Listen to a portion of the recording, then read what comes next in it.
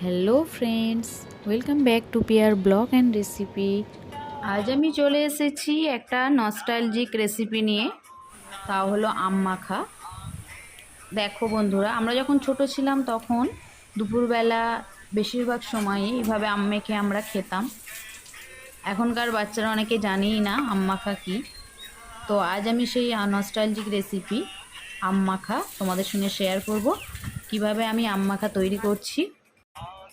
তোমরাও এইভাবে অবশ্যই বাড়িতে একবার ট্রাই করবে, আর বাচ্চাদের অবশ্যই সার্ভ করবে, যাতে তারাও জানে আম মাখা কী।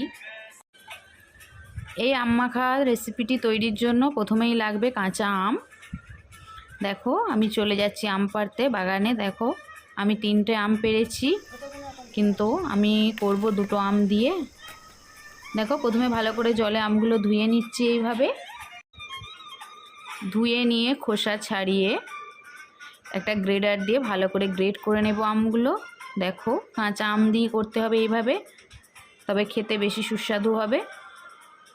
দেখো আমটা আমার রেডি হয়ে গেছে, গ্রেড করে নিয়েছি 2টো আমকে আমি। খেতে খুবই সুন্দর হয়। দেখো এবার আম মাখায় আমি কী কী দেব। এই আমটা মাখতে আমি নিয়েছি, দেখো লঙ্কা কুচি নিয়েছি, আদা কুচি নিয়েছি, একটু ধনে পাতা কুচি করে, আর নিয়েছি দেখো জলজিরা পাউডার, আর দেখো নিয়েছি চাট মশলার একটু মশলা, আর নিয়েছি জিরেকে ভেজে গুঁড়িয়ে নিয়েছি, দেখো ডাস্ট করে নিয়েছি, আর আমার লাগছে একটু লঙ্কা পাউডার। দেখো আর নিয়েছি একটু কাসুন্দি, দেখতেই পাচ্ছ। এবার আম মাখাতে দেখো আমটাকে গ্রেট করে নেওয়ার পর এর মধ্যে আমি দিয়ে দিচ্ছি লাল লঙ্কার গুঁড়ো। দেখো দেখো দিয়ে দিচ্ছি জলজিরা পাউডার, দিয়ে দিচ্ছি গরম ভাজা ধনিয়া পাউডার, দেখো দিয়ে দিচ্ছি চাট মশলা, এতে খেতে আরও সুস্বাদু হয়।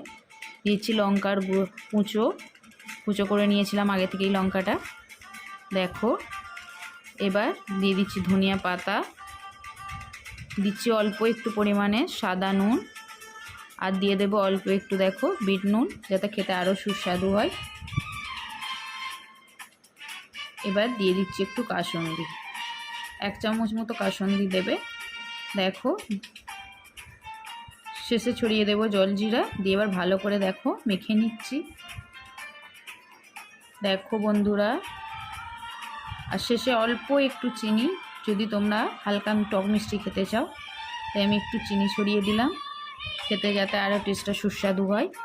এবার দিয়ে ভালো করে মেখে নাও। দেখো খুবই সুন্দর হয়েছে, দেখেই বুঝতে পারছো, খেলে আরও সুস্বাদু হবে। তোমরা বাড়িতে অবশ্যই একবার হলেও ট্রাই করবে, আর আমার চ্যানেলটিকে সাবস্ক্রাইব করবে, আর বেল আইকনটি পাশে থাকা ক্লিক করে দেবে, যাতে সমস্ত ভিডিও সবার আগে তোমরা পাও। আর যদি ভিডিওটি ভালো লেগে থাকে তাহলে লাইক শেয়ার কমেন্টস করবে। Thank you.